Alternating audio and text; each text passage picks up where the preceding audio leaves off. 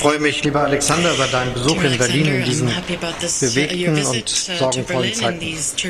Belgien ist für uns ein wichtiger Nachbar. Wir sind einander politisch, wirtschaftlich und kulturell eng verbunden.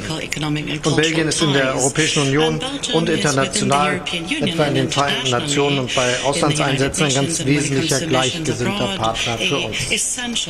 Heute haben wir uns in erster Linie zum russischen Angriffskrieg auf die Ukraine und dessen Folgen ausgetauscht. Als Alliierte in der NATO und Partner in der Europäischen Union handeln wir gemeinsam und einig angesichts des russischen Angriffs auf die Ukraine. Wir fordern Präsident Putin unmissverständlich auf, den Angriffskrieg auf die Ukraine zu beenden. Alexander de Croo und ich sind uns einig, die Ukraine nach Kräften zu unterstützen, einschließlich der Lieferung von Waffen. Auch bei den Sanktionen sind wir bereit, weitere Maßnahmen festzulegen. Premierminister de Croo und ich sind uns zudem einig, dass wir in der Europäischen Union in dieser Situation der ukrainischen Bevölkerung schnell und engagiert helfen müssen. Beim außerordentlichen Europäischen Rat Ende des Monats werden wir erneut gemeinsam über die russische Aggression und die Unterstützung für die Ukraine beraten. Wir müssen gemeinsam weitere Konsequenzen ziehen. Zum einen müssen wir so schnell wie möglich unabhängig vom russischen fossilen Energieimporten werden. Deshalb müssen wir das Fit for 55-Paket mit voller Kraft vorantreiben. Der Ausbau der erneuerbaren Energien und die starke und stetige Minderung unseres fossilen Energieverbrauchs sind jetzt auch eine Frage der europäischen Souveränität, der Resilienz und der Souveränität. Dafür brauchen wir ein ehrgeiziges Programm. Zum Zweiten ist der Angriff Russlands auf die Ukraine eine sicherheits- und verteidigungspolitische Zäsur für den euroatlantischen Raum. Wir werden dies im Rahmen der Allianz beraten. Beim NATO-Gipfel im Juli werden wir über die künftige Ausrichtung der Allianz und die notwendige militärische Anpassung angesichts der neuen Sicherheitslage entscheiden. In diesem Zusammenhang gehört auch die Frage, wie wir in der EU unsere Verteidigungsinvestitionen noch besser koordinieren und effektiver nutzen können. Wir werden dies beim Sonder-Europäischen Rat Ende Mai beraten. Wir haben bereits den strategischen Kompass in der EU beschlossen. Auch damit tragen wir den neuen Realitäten auf unserem Kontinent Rechnung. Er soll die Sicherheits- und Verteidigungspolitik der EU komplementär zur NATO ausrichten und deren europäischen Pfeiler stärken.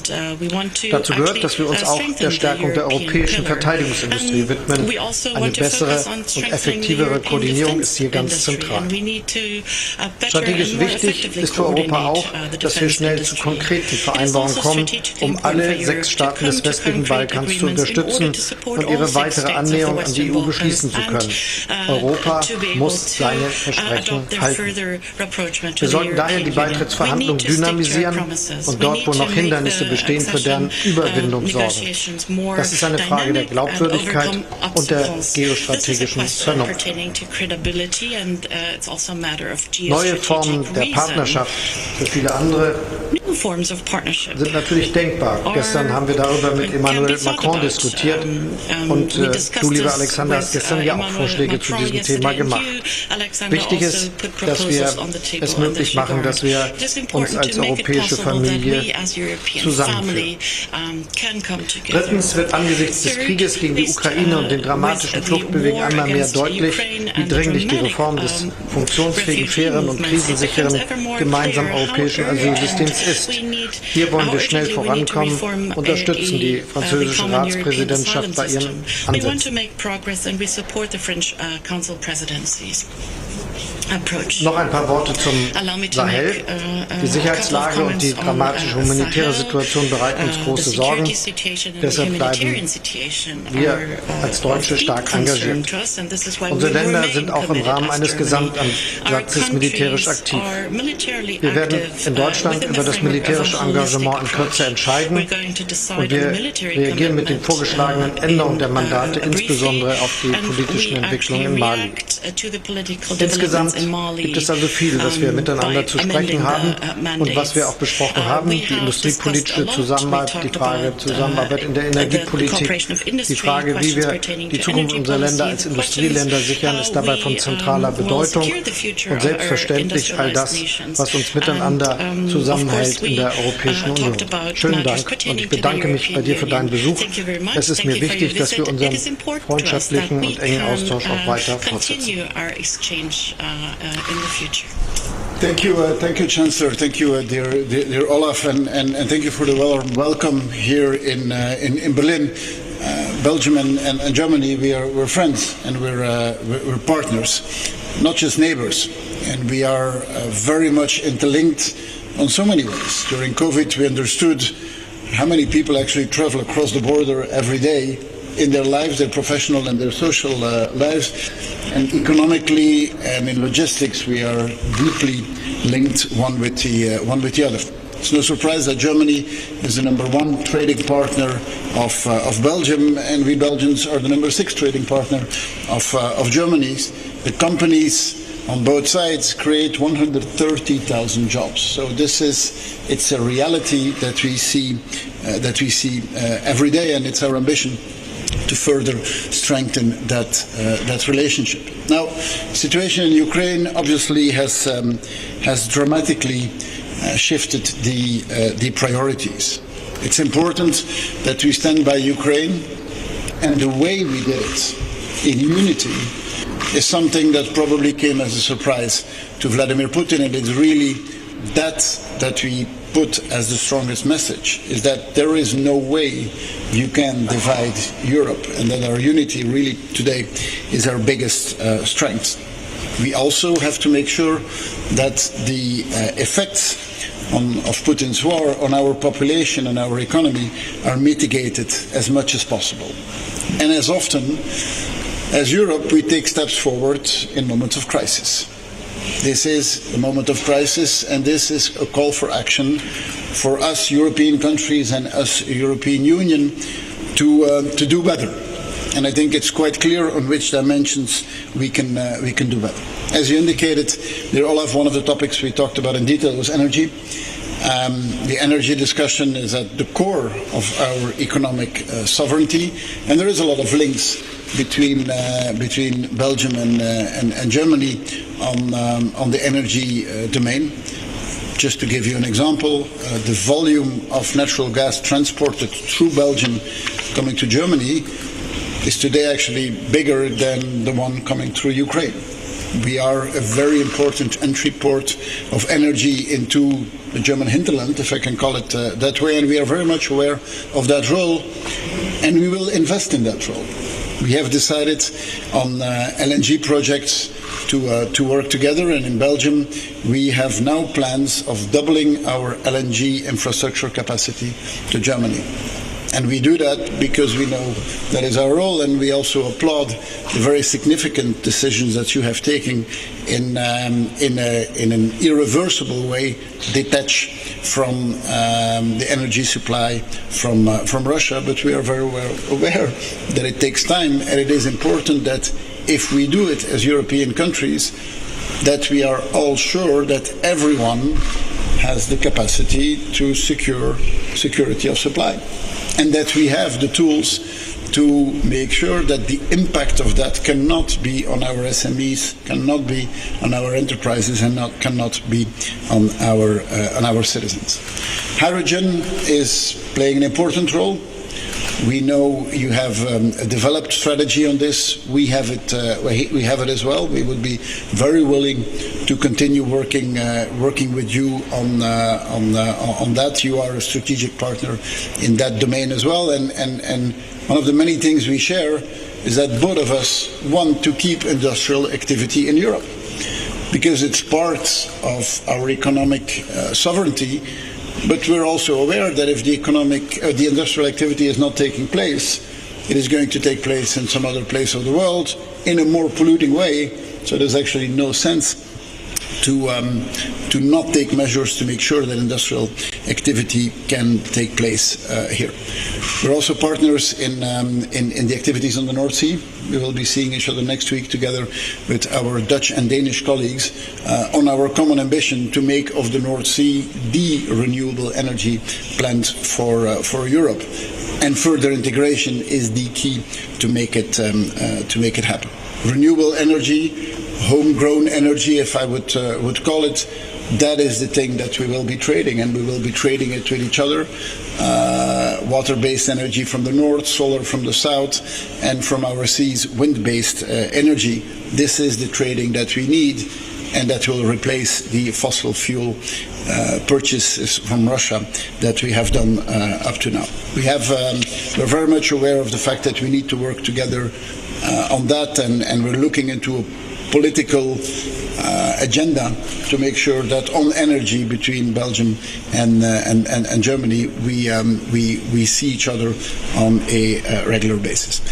Olaf, as you indicated, we've obviously talked a lot about Ukraine. I think that the solidarity that we show on so many dimensions as Europeans is an important one. We all know that these are often delicate discussions. Discussions about supplying weapons are never easy, and we applaud the decisions that have been taken in Germany, and the decisions that also have been taken in investment of defense. No one should underestimate how important and how a significant change those decisions are, and we have to say that from the Belgian perspective, we welcome the decisions that have been taken in Germany. As I already indicated, if we go to a next package of sanctions, we in Belgium obviously are open to support that, but with full transparency on how to handle it. Make sure that security of supply is guaranteed for all 27 countries, and that we have transparency in that, and make sure that we have the tools in our toolbox to deal with price increases if those price increases would happen. To us, these are decisions that need to be taken in parallel. The rising cost of living is a concern. It's central to the European discussions, and it should be central to the European discussions that will take place in the Council in a few weeks. And maybe last topic, if you allow me, is on the unity of our continent. And too often I think that we are losing ourselves in discussions which are about enlargement. Enlargement is an administrative process, it's a heavy process, and there is a reason why it is a heavy process. That's because as European countries we have built up a lot of what we call acquis communautaire, and for countries to join that, the bar is quite high. We know that in the Western Balkans, countries have been doing almost decades of efforts, and I think it's important for us as a European Union to support them in finalizing those reforms that would lead to enlargement. I also think that we need to give a clear answer to the choice of the Ukrainians to remain part of the free world, to remain part of this part of the world where democracy functions, where we have open societies, where we can have disagreements, but the disagreements are not being fought out with weapons, but fought out in a debate with words. We need to find a way to anchor Ukraine, Moldova, and other countries as part of a democratic and free Europe. But to me, this is about uniting the continent. And for some countries, it might be part of an enlargement procedure. That might be the case for some countries. But the most important thing is that we as a European Union are aware of the role and the responsibility that we should play in our neighborhood. And that responsibility is to create links, is to make sure, as we said in the Versailles Declaration, that countries like Ukraine are part of the European family, and that we play our role in uniting the continent, just as in the past we have played our role, for example, in uniting Germany after the Iron Curtain fell. I think we should not underestimate the moment in which we are today. This is a moment where bold and credible answers are being expected from the European Union. I think it gives us an impulse to do things better. As I said, we move forward in crisis. This is a moment of crisis, and as European Union, we should take this moment to improve and move forward. So, thank you. Very much. We have people agreed upon two questions inside. The first one on the Belgian side goes to the division. Hello, Karel Latre, Belgian National Television. Mr. Scholz, a question for you. Since negotiations between Germany and Qatar are quite difficult on gas today, what is your stance towards the joint purchase of energy in Europe today? Mr. De Croo is a strong believer, but what is your stance? I think we have to work together. This is obvious. On the other hand, this is private business in most cases to buy gas from other places. Especially this is the case in Germany and many other countries. So if we are discussing about how we cooperate, we should never forget that the reality we are discussing about is that it is private companies doing the contracts, doing the business, and that we do not go to change that, because I'm absolutely sure that governments, or if I may say the Commission, are not really prepared for the business that others did for decades and sometimes nearly a century. And so this is where we are acting: cooperation, coordination, and then helping each other, and not that just one is trying to get the best advantage without thinking about his friends in the European Union.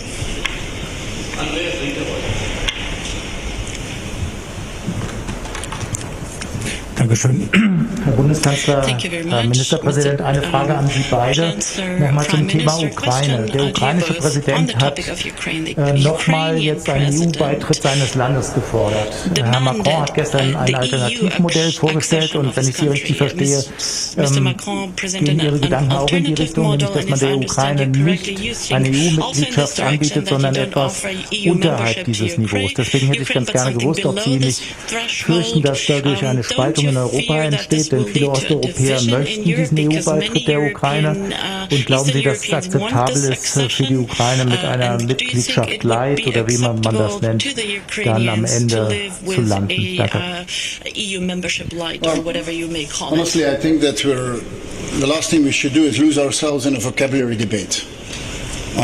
Is it membership or is it not membership? As I said, the membership process is a long process. It takes easily more than 10 years to be member of the European Union. I think it would be a huge mistake, and I would hope that the war would stop rapidly in Ukraine, is to say, well, okay, now you're part of the process and we'll see each other in 10 years or in 15 years.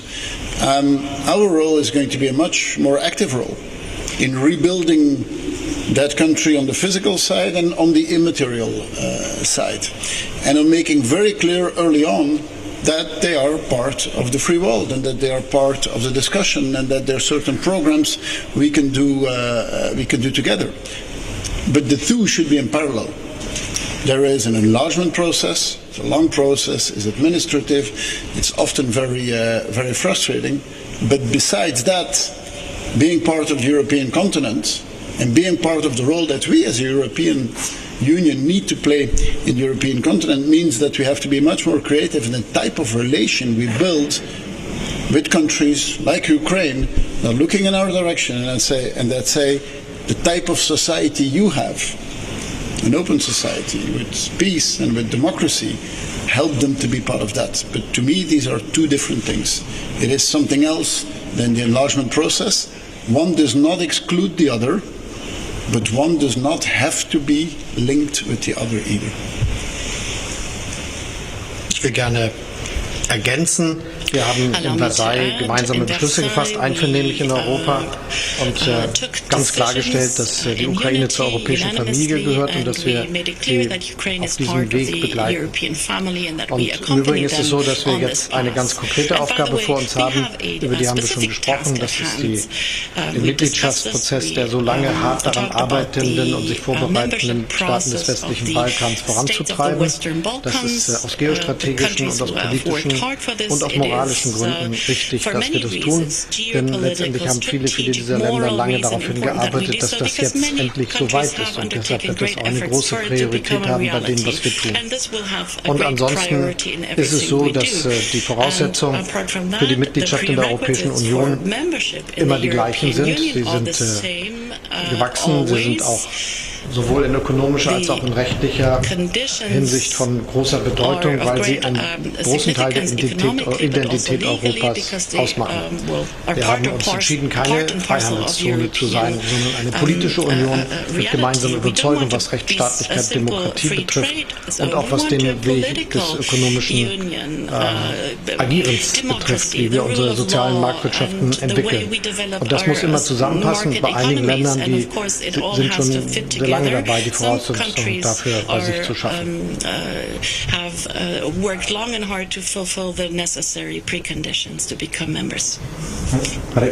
Olivier Debussy from La Libre Belgique. So you insisted yesterday, Prime Minister, of the importance to have a strong European pillar for NATO.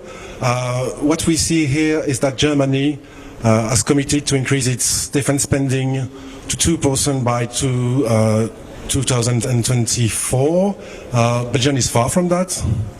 Its commitment is to reach 1.54 in 2030. So I know there's a need of coordination and investment, but the question goes to you both. Should Belgium do more and faster? Well, we're very much aware of the fact that increases in investment in defense are necessary. The question is how you do it in an intelligent way that you get the most return out of it. The most return on 3 dimensions. First dimension is the most return on the security side, on the defense side.